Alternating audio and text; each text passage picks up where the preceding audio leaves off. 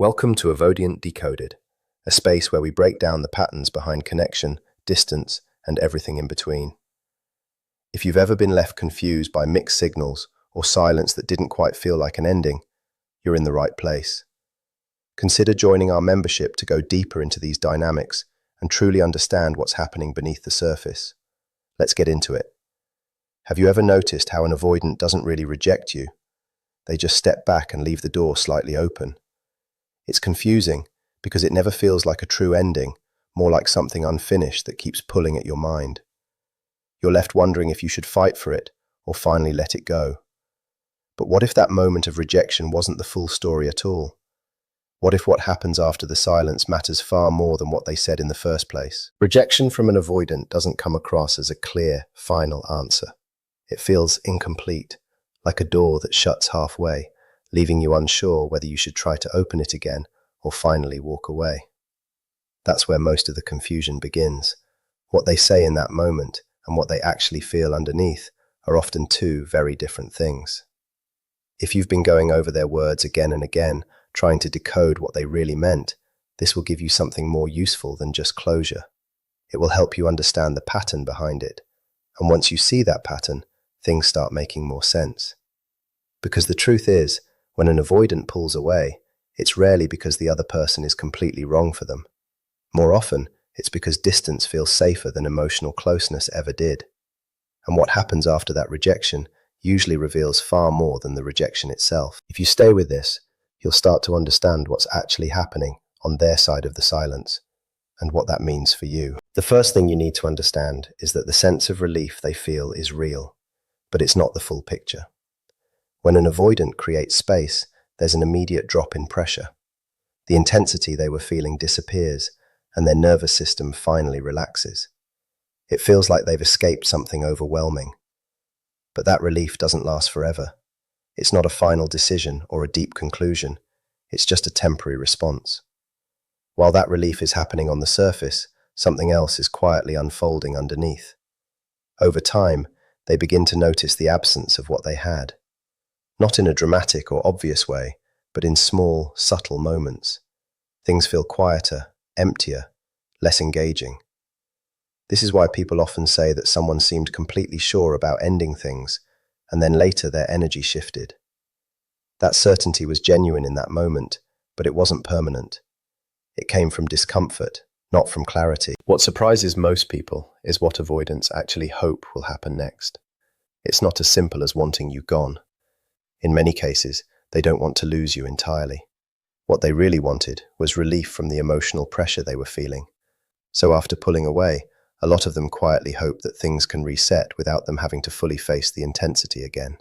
They hope the connection can exist in a way that feels lighter, slower, and less demanding. But they usually don't say this out loud.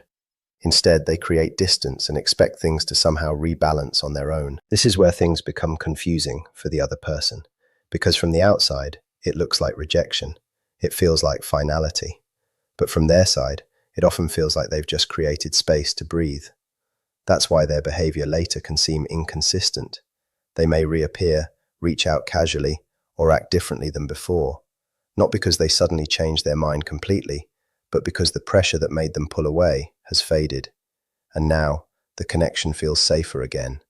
The problem is that this creates a cycle. Closeness builds, pressure increases, they withdraw, relief follows, and then the absence starts to register. Then they slowly move back in. If you don't recognize this pattern, it can feel like emotional whiplash. One moment they're present, the next they're distant, and you're left trying to figure out what changed. But the reality is, the pattern itself is the consistency. Understanding this doesn't mean you excuse the behavior or accept less than you deserve. It simply gives you clarity. Because once you see that their actions are driven more by their internal discomfort than by your worth, it shifts how you respond. You stop chasing answers that were never clearly expressed. You stop trying to prove your value in moments where they were overwhelmed, not rational. And most importantly, you begin to make decisions based on what actually works for you, not just on what you hope they'll eventually realize. Because while their feelings may fluctuate, your experience of the relationship matters just as much. And clarity gives you the power to step out of confusion and choose something more stable, whether that includes them or not. What often follows that kind of rejection is something that confuses people even more. Deep down, many avoidants don't actually want you to disappear completely. What they're hoping for, even if they never say it, is that you remain available in a low-pressure way. They want you to still feel close, but without expecting them to explain, commit, or go deeper than they're comfortable with. That's not something you should build your life around, but it does explain a pattern you've probably noticed before. The rejection happens, and then weeks or even months later, a message shows up out of nowhere, casual and almost disconnected from what happened before.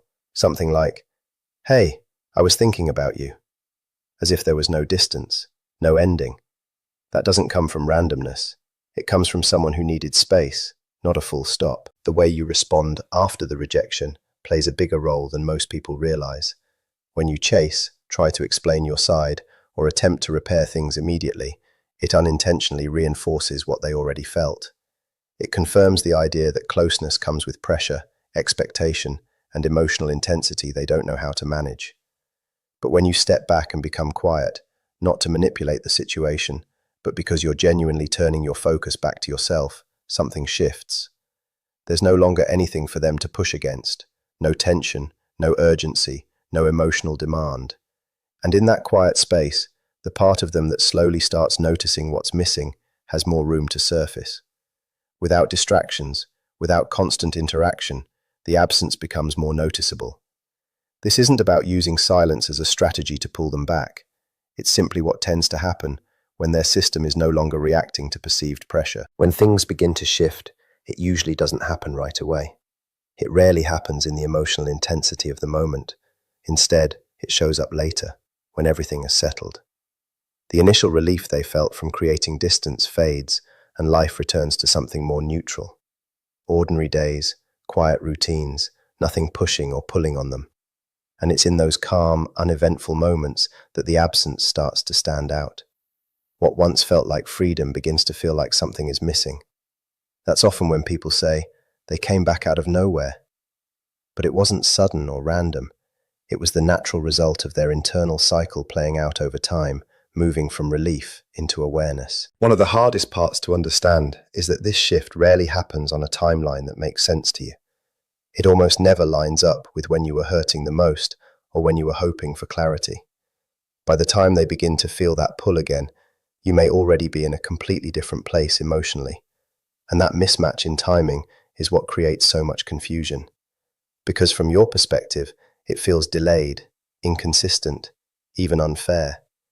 But from theirs, it follows the pace of their own internal process, not the reality of the connection you shared. Understanding all of this doesn't mean you wait around or hold on to false hope. It simply helps you see the situation clearly. Their behavior is less about a final decision about you, and more about how they handle closeness, pressure, and emotional intensity. And once you recognize that, you stop taking every action at face value. You begin to understand the rhythm behind it. And that awareness gives you something far more valuable than answers from them. It gives you the ability to decide what kind of experience you're willing to accept, and whether that pattern is something you want to keep participating in. What makes this even harder to understand is that the shift you're waiting for isn't caused by anything you do. It doesn't come from posting the right thing, hearing your name through mutual friends, or hitting some meaningful date that suddenly reminds them of you. Most of the time, it happens in a quiet, ordinary moment where nothing special is going on. There's no clear trigger, no obvious reason. It's simply a point where their mind has enough space for the thought of you to rise again. That's why trying to look for a specific sign or moment you can control usually leads nowhere. There isn't a move you can make to force it. It's more like an internal threshold that gets crossed naturally without announcement. This is also why constantly watching for it can work against you. When you're checking your phone, analyzing every small signal, or waiting for the exact moment they'll reach out, you end up tying yourself to a timeline that was never yours to control. It keeps you stuck in a loop of anticipation instead of actually moving forward. And over time, that waiting becomes its own kind of pressure, just directed at yourself. It's important to understand that silence, in itself, isn't a tool to win someone back. If that's the only reason behind it, it usually becomes obvious, even if nothing is said. The healthier version of stepping back looks very different. It's not about hoping they'll notice your absence. It's about building a life that feels steady and fulfilling on its own, where their reaction is no longer the center of your focus. That shift might sound small, but it changes everything. One mindset keeps you tied to what they might do next. The other gives you the freedom to let go of that constant checking and second guessing. And the truth is, only one of those paths actually holds up in the long run. Whether they come back or not, you're no longer dependent on their timing to feel okay. You're grounded in something that doesn't move every time they do. If you're curious about what really happens at the moment an avoidant realizes you're no longer there in the same way, that's exactly what the next breakdown explores. This is Avoidant Decoded, and I'll see you in the next one. This was never about decoding their silence. It was about understanding your own worth in the space they left behind. Their distance may follow its own pattern, but your life doesn't have to revolve around it. When you stop waiting for a signal you can't control, you finally regain control over yourself. And that's the real shift, when their return no longer defines your peace. Because the strongest position you can stand in is one where, whether they come back or not, you've already moved forward.